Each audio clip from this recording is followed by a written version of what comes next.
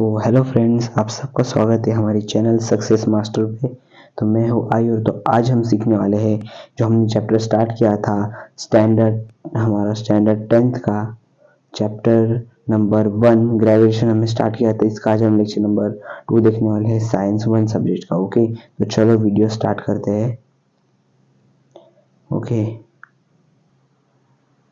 तो सबसे पहले यहाँ पर हम देखेंगे यूनिफॉर्म सर्कुलर मोशन और मैग्नीट्यूड ऑफ सेंट्रीपिटल फोर्स।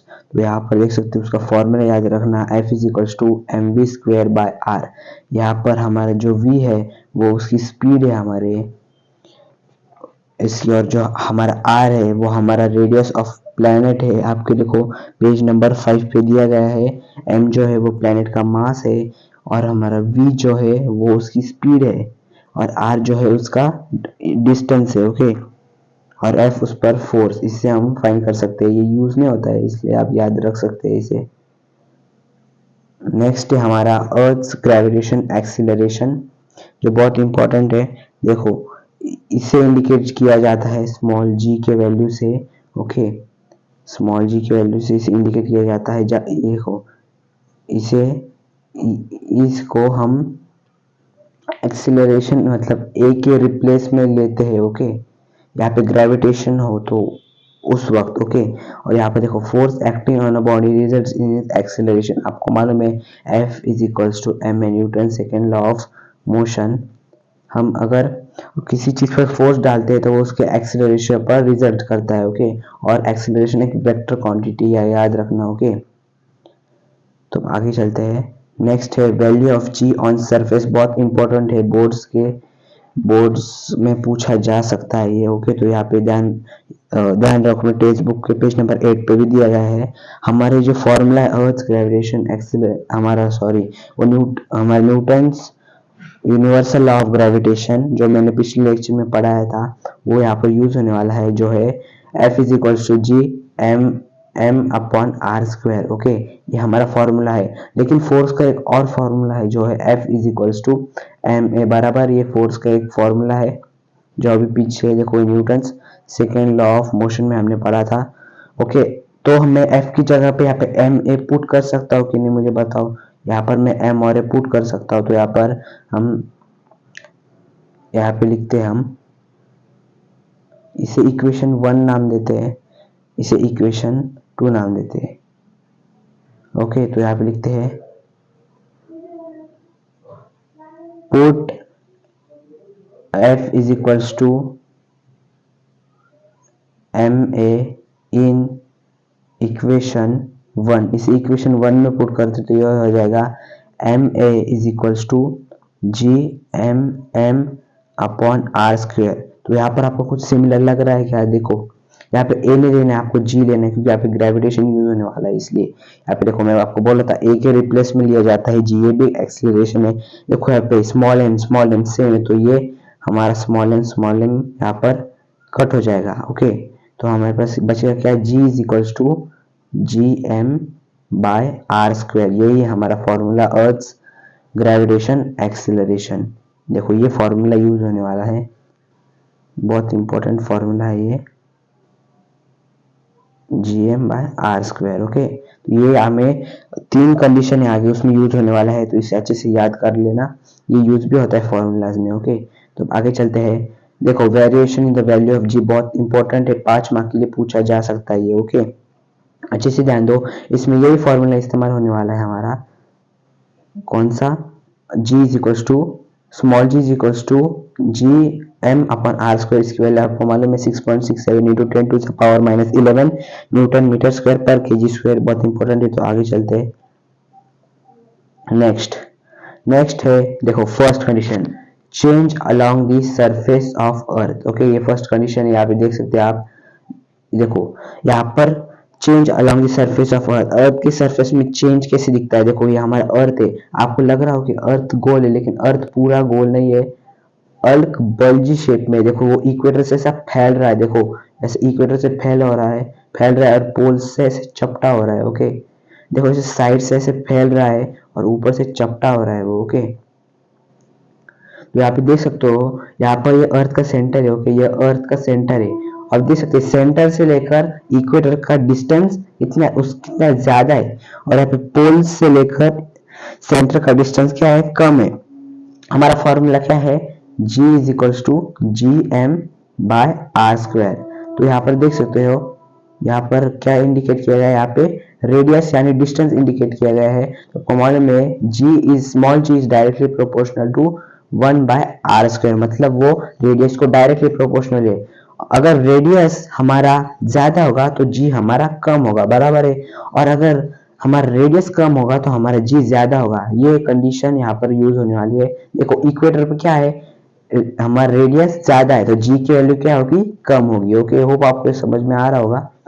यहाँ पे रेडियस ज्यादा है इसलिए जी की वैल्यू कम होगी, और यहाँ पे पोल्स पे क्या है, रेडियस कम है इसलिए जी की वैल्यू ज्यादा होगी। इसलिए आप देख सकते हो पोल्स पे वैल्यू ज्यादा होती है जी की इक्वेटर्स के मामले में, और इक्वेटर पे पोल्स पे उसकी वैल्यू होती है, सॉरी यहाँ पे मैंने उल्टा कर दिया है शायद से, यहाँ पे पोल्स की वैल्यू ये है, सॉरी यहाँ पे गलती से हो गया है वो, एक मिनट, हमारे ये थोड़ा गलत हो गया है।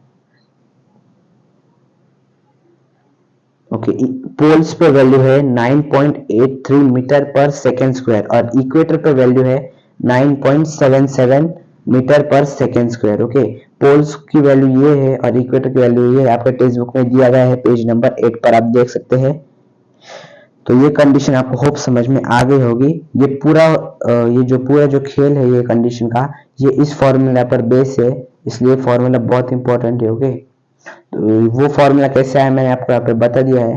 तो अब आगे चलते हैं। तो नेक्स्ट है हमारा second condition, change with height. Height में कैसे चेंज आता है, देखो ये हमारा पोल्स, ये हमारा इक्वेटर। जैसे हम अर्थ से ऊपर जाने लगते हैं, रेडियस क्या होने लगता है, रेडियस कम होने लगता है, हमारे लिए अर्थ छोटे होने लगती है। ओके, और अगर आपको मालूम है जी जो है वो डायरेक्टली प्रोपोर्शनल है 1/r²। 1/r² को वो डायरेक्टली प्रोपोर्शनल है, तो अगर रेडियस कम होगा तो जी की वैल्यू भी और कम हो जाएगी। तो यहाँ पर कंडीशन है जी भी कम होता है, यहाँ पे लिख सकते हो अपने ओन वर्ड्स में, आपको सिर्फ कॉन्सेप्ट समझ में आनी चाहिए। ओके, ये रट्टा मारने जैसा कुछ भी नहीं है इस साइंस 1 में। ओके, तो अच्छे से यहाँ पे ध्यान दो वीडियो पर। तो रेडियस कम होगा तो स्मॉल जी की वैल्यू भी कम होगी। तो सेकंड कंडीशन भी बहुत इजी थी। तो आगे चलते हैं। नेक्स्ट है हमारा, देखो यहाँ पे सॉरी देखो आपको बताता हूँ आगे, चेंज विथ हाइट क्या है। देखो यहाँ पे वैल्यूज दिए है। सबसे पहले हमारी हाइट देखो 0, जो अर्थ की सरफेस पे जी स्मॉल जी की वैल्यू क्या है 9.8 मीटर पर सेकेंड स्क्वायर। वही अगर हम माउंट एवरेस्ट पे चल जाए जो है 8.8 किलोमीटर अर्थ सरफेस से, वहां पर जी की वैल्यू है 9.8 मीटर पर सेकेंड स्क्वायर, कोई चेंज नहीं दिखा। अब उससे एक हॉटर मैक्सिमम हाइट जहां तक हॉट एयर बलून पहुंचा है, ओके, वो है 36.6 किलोमीटर। तो वहां पर जी की वैल्यू है 9.77, स्लाइड चेंज दिखा। और आगे चलते हैं, एक टिपिकल वेदर सैटेलाइट स्पेस में उसकी हाइट है अर्थ सरफेस से 400 किलोमीटर, वहां पर जी की वैल्यू है 8.7, पर थोड़ा ज्यादा चेंज दिखा। और ऊपर चलते हैं, एक कम्युनिकेशन सैटेलाइट जो है 35,700 किलोमीटर ऊपर, वहां पर उसकी वैल्यू का 0.225, यहाँ पर बहुत कम हो जाती है। और ऐसा पॉइंट आता है जहां पर जी की वैल्यू डायरेक्ट 0 बन जाती है। ओके, वहां पर ग्रेविटेशन वर्क नहीं करता। ओके, तो हो आपको ये समझ में आया होगा। अब नेक्स्ट चलते हैं। नेक्स्ट कंडीशन है चेंज विथ डेप्थ। ओके, तो यहाँ पर डेप्थ में जाने के बाद क्या होता है, तो आपको मालूम है G is directly proportional to, यहाँ पर थोड़ा हमारा क्या है, डायरेक्टली प्रोपोर्शनल GM/r², ये directly proportional is equal to, ये हमारा फॉर्मूला है, आपको मालूम है। ओके, तो यहाँ पर क्या होता है, जैसे हम अर्थ के अंदर जाते हैं, अर्थ हमारे लिए छोटा हो जाता है, मतलब हमारे आर की वैल्यू कम हो जाती है। यहाँ पे आर की वैल्यू कम हो जाती है तो जी की वैल्यू बढ़नी चाहिए, लेकिन ऐसा नहीं होता है। अर्थ छोटा हो रहा है तो अर्थ का जो मास है, जो हमारा जी जो डायरेक्टली प्रोपोर्शनल है एम को, हमारा मास भी कम हो रहा है। देखो यहाँ पे मास भी कम हो रहा है तो हमारा जी भी कम होगा। ओके, यहाँ पर मास की ये कंडीशन है वो सेटिस्फाई नहीं हो रही है, मास भी कम हो रहा है, रेडियस भी कम हो रहा है, तो हमारी जी की वैल्यू भी कम हो जाएगी। ओके, तो यहाँ पर जी की वैल्यू कम हो जाएगी। हमारा जो फॉर्मूला है, हमारा फॉर्मूला क्या है, G is equals to big G M by r²। Okay, यहाँ पर रेडियस की वैल्यू कम हो रही है और मास की वैल्यू भी कम हो रही है तो जी की वैल्यू भी कम होगी। और आपको ये समझ में आ गया होगा, तो आगे चलते हैं। तो यहाँ पर नेक्स्ट है हमारा मास और वेट का डिफरेंशिएट बिटवीन। तो ये बहुत इंपॉर्टेंट, ये पूछा जा सकता है बोर्ड एग्जाम में, तो अच्छे से ध्यान देना। एक बार पूछा गया 2023 में, यहाँ पर 2 मार्क के लिए पूछा जा सकता है आपको। ये देखो, मास मतलब amount of matter present in the object, एक ऐसा मैटर जो उस बॉडी में प्रेजेंट है। जैसे हम एक इंसान है, हम में कुछ ना कुछ मैटर प्रेजेंट होगा, वो है हमारा मास। और वेट मतलब the force with which earth attract the object, एक ऐसा फोर्स जिससे अर्थ हमें अट्रैक्ट कर रही है, उसे वेट बोलते हैं। ओके, मास और वेट में डिफरेंस है। ओके, जो हमारा मास का एसआई यूनिट है वो है हमारा केजी, और हमारा जो वेट का एसआई यूनिट है वो है न्यूटन। मास और वेट में बहुत बड़ा डिफरेंस है गाइस। हमें लगता है केजी मास हमारा, केजी वेट का यूनिट है, लेकिन वो मास का यूनिट है, और न्यूटन वेट का यूनिट है। हम जो वेट करते हैं वो वेट में वो हमारा मास है। ओके, और मास हमारी स्केलर क्वांटिटी है, और वेट वेक्टर क्वांटिटी है। ओके, और यहाँ पे मास जहां पर भी जाओ सेम रहेगा, लेकिन वेट जगह जगह पर चेंज होगा। It changes from place to place. देखो, ये 4 पॉइंट लिख दो, एक पॉइंट हाफ मार्क के लिए, ऐसे पूरी 4 पॉइंट लिखोगे तो 2 मार्क्स आपके फिक्स हो जाएगी। ओके, तो यहाँ पर मैंने आपको लेक्चर नंबर 2 पूरा समझा दिया है। नेक्स्ट हम लेक्चर नंबर 3 में आएंगे, तो ये चैप्टर पूरा का पूरा खत्म हो जाएगा।